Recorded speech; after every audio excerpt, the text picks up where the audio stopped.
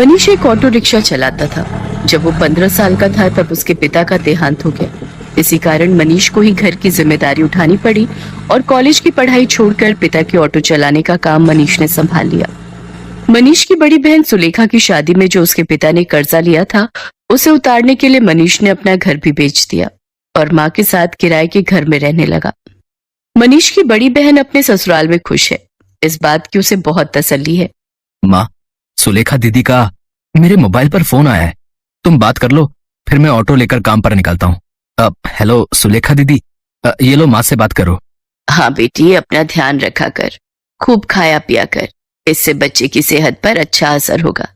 अब बस यही इच्छा है कि जल्दी से मैं नानी बन जाऊं और मनीष मामा। हाँ वो तो है, अब मामी कहलवाने वाली बस आ जाए तो मैं सुकून से तीर्थ यात्रा पर निकल जाऊंगी। नहीं नहीं, अपने नाती पोतों को खिलाकर ही तीर्थ यात्रा पर जाऊंगी। माँ, बस मनीष के लिए अच्छी सी लड़की ढूंढ लो जो घर संभाल ले। माँ, मुझे देर हो रही है, बाद में बात कर लेना। अच्छा सुलेखा, मैं तेरे से बाद में बात करती हूँ, मनीष को देर हो रही है। मनीष ऑटो लेकर काम पर निकलता है। उसे पहले ही बहुत देर हो चुकी थी, पर रास्ते में जाम भी बहुत था। वो सवारी का इंतजार कर रहा था, तभी उसका एक साथी जो उसकी तरह ऑटो चलाता था, वो किसी लड़की से झगड़ रहा था। अरे देखिए मैडम, ऐसा थोड़ी होता है? जब आपने मुझे यहाँ छोड़ने के लिए पैसे तय किए हैं तो चुपचाप मेरे पैसे दे दो ना। भैया, मैंने आपको बोला ना, मेरा पर्स रास्ते में कहीं गिर गया। मेरा मोबाइल फोन भी उसी में है और सारे पैसे भी। मेरा पर्स कहीं नहीं मिला। मैं तुम्हें बोल रही हूँ ना, मुझे अपना नंबर दे दो, मैं तुम्हारे नंबर पर पैसे भेज दूंगी। अभी मुझे देर हो रही है, मुझे सामने होटल में एक फंक्शन में पहुंचना है। अब क्या हुआ निरंजन, लड़ क्यों रहे हो सुबह सुबह? अरे देखना यार, सुबह सुबह पहली सवारी मिली और वो भी मुझे पैसे देने के लिए मना कर रही है। इन मैडम का पर्स कहीं खो गया है और मुझसे कह रही है कि पैसे बाद में देंगी। अरे ऐसा थोड़ी होता है भाई। कोई बात नहीं निरंजन, कभी कभी किसी की परेशानी को भी समझना चाहिए। एक काम कर, तेरे कितने पैसे बने मैं दे देता हूँ, ये मैडम मुझे बाद में दे देंगी। मनीष निरंजन को ऑटो के 200 रुपए दे देता है। Thank you so much. मेरा नाम अर्चना है, आप मुझे अपना नंबर दे दो, मैं आपके नंबर पर ऑनलाइन पेमेंट भेज दूंगी। बाकी अगर मुझे देर ना होती तो मैं आपको अभी पैसे दे देती। अब कोई बात नहीं मैम, ये लीजिए मेरा नंबर। अर्चना नाम की वो लड़की मनीष का मोबाइल नंबर ले लेती है और अगले दिन मनीष के मोबाइल पर पैसे ट्रांसफर कर देती है। आपके पैसे मैंने अकाउंट में भेज दिए हैं, आप चेक कर लीजिए। और कल के लिए एक बार फिर से थैंक यू, आपने अनजान होकर भी मेरी मदद की। अर्चना और मनीष बात करने लगते हैं। अर्चना को मनीष से बात करना बहुत अच्छा लग रहा था। उसके बाद एक दो बार अर्चना की मुलाकात मार्केट में मनीष से हो ही जाती है। धीरे धीरे दोनों दोस्त बन जाते हैं। मनीष को पता चलता है कि अर्चना एक बहुत ही अमीर खानदान की लड़की है, तो वो उसे समझाता है। अर्चना, तुम बहुत ही अमीर खानदान की लड़की हो, तुम में और मेरे में जमीन आसमान का फर्क है। मैं एक मामूली ऑटो रिक्शा चलाने वाला गरीब लड़का हूँ। तुम्हारा और मेरा यूं दोस्ती रखना ठीक नहीं है, प्लीज तुम मुझसे मत मिलो। तुम ना मिलने की बात कर रहे हो, पर आज तो मैं तुम्हें अपने प्यार का इजहार करने आई थी। मैं तुम्हें बहुत पसंद करती हूँ मनीष। मैं अपनी आगे आने वाली पूरी लाइफ तुम्हारे साथ मिलकर जीना चाहती हूँ। कहते कहते अर्चना फूट फूट कर रोने लगती है और मनीष उसे गले लगा लेता है। अर्चना अपने मम्मी पापा से इस बारे में बात करती है और जबरदस्ती मनीष से शादी करने के लिए मना लेती है। इधर मनीष भी अपनी माँ और बहन से इस बारे में बात करता है और एक शुभ मुहूर्त में दोनों की शादी हो जाती है। अर्चना का स्वभाव बहुत अच्छा था। उसे इस बात से कोई फर्क नहीं पड़ता था कि उसकी ससुराल गरीब है, ना ही उसने कभी इस बात की कोई शिकायत की।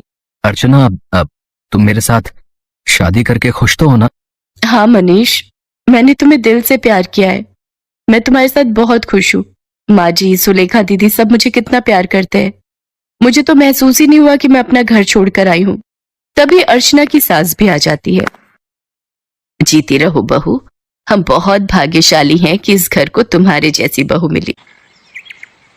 अर्चना भाभी, ये देखो, मैं आपके लिए नई साड़ी लाई हूँ।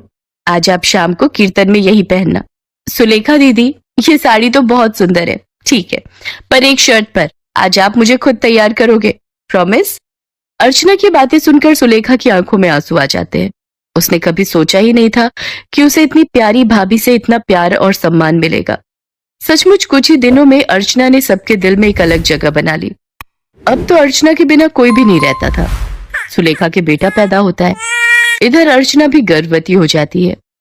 अर्चना के मां बनने के बारे में जब उसके मम्मी पापा को पता चलता है तो वो उसे मिलने के लिए उसके ससुराल आते हैं, पर अर्चना का घर देखकर दोनों ही मुंह बनाने लगते हैं। अर्चना, तुम अपने मम्मी पापा के पास बैठो, रसोई से चाय और नाश्ता मैं ले आती हूँ। क्या बात है अर्चना, तुम इस हालत में भी घर के काम खुद ही करती हो? तुम्हारे घर में कोई नौकर चाकर नहीं है क्या? कैसी बातें करती हो ललिता तुम जानती भी हो तुम्हारी बेटी किस घर में ब्याही है। यहाँ 2 वक्त की रोटी खाने के लिए भी सोचना पड़ता है। एक टाइम की सब्जी दूसरे टाइम खाते होंगे ये भला क्या नौकर चाकर रखेंगे? नहीं पापा, ऐसी कोई बात नहीं है। माँ जी और मनीष ने तो मुझे कई बार कहा है कि मैं घर में कोई काम वाली रख लूं, पर पूरा दिन मैं घर पर होती हूँ, मेरा भी मन नहीं लगता, और फिर मैं तो कुछ भी नहीं करती, सारा काम माँ जी ही करती है, मुझे उठने ही नहीं देती। ये लीजिए चाय। अर्चना, तुम्हें ये समोसे बहुत पसंद है ना? मैं ये भी हलवाई से खरीद लाई हूँ, अपने मम्मी पापा को भी दो। नहीं नहीं, मैं ऑयली फूड कम खाती हूँ। और अर्चना, तुम भी ये सब मत खाया करो, तुम्हें इस टाइम में जूस फ्रूट्स ये सब लेना चाहिए। बहन जी, आप तो समझदार हैं, ये समोसे वगैरह ये सब बहुत नुकसानदायक है। मम्मी, आप मेरी टेंशन मत लो, माँ जी मेरा पूरा ख्याल रखती है। वो मुझे समय पर जूस फ्रूट दूध दही सब्जियां और सब कुछ खाने के लिए देती है। तभी अर्चना की ननद सुलेखा भी आ जाती है। अर्चना भाभी, मैंने डॉक्टर से अपॉइंटमेंट ले लिया है, कल सुबह 11 बजे आपको मेरे साथ चलना है, तो आपका चेकअप हो जाएगा और बाकी जो इंजेक्शन वगैरह। सुलेखा, तुम्हारा कौन से हॉस्पिटल में बच्चा हुआ था जिस डॉक्टर के बारे में तुम बात कर रही हो? जी, वो बड़े बाजार में जो हॉस्पिटल है जहाँ डॉक्टर नेहा बैठती हैं, वो सस्ता बेकार सा हॉस्पिटल। अर्चना, तुम उस हॉस्पिटल में चेकअप के लिए जाओगी? तुम्हारा दिमाग तो ठीक है। अर्चना, तुम एक मामूली से हॉस्पिटल में चेकअप के लिए जाओगी? तुम चिंता मत करो, इन लोगों के पास अगर तुम्हारे इलाज के लिए पैसे नहीं है तो क्या हुआ, मैं तुम्हारे लिए इस शहर के सबसे बड़े नामी हॉस्पिटल में आज ही बात कर लेता हूँ। और तुम अभी के अभी अपना सामान पैक करो और हमारे साथ चलो। किसके घर? आपके घर पापा? मैं अभी अपना घर छोड़कर कहीं नहीं जा सकती। मुझे डॉक्टर नेहा, जो कि एक बहुत बड़ी और समझदार डॉक्टर है, उन्होंने सुलेखा दीदी की नॉर्मल डिलीवरी की है। उन्होंने मुझे पूरा रेस्ट करने के लिए बोला है। और शायद आपने ठीक से सुना नहीं, मुझे कल सुलेखा दीदी के साथ डॉक्टर के पास जाना है। आप थोड़ी देर और बैठेंगे या जा रहे हैं? क्योंकि अभी ना मनीष आने वाले हैं। वो शहर में एक नया रेस्टोरेंट खुला है, वहां पर मेरी फेवरेट आइसक्रीम मिलती है, तो आज मेरा वो खाने का प्लान है, तो हम सब डिनर के लिए जाने वाले हैं।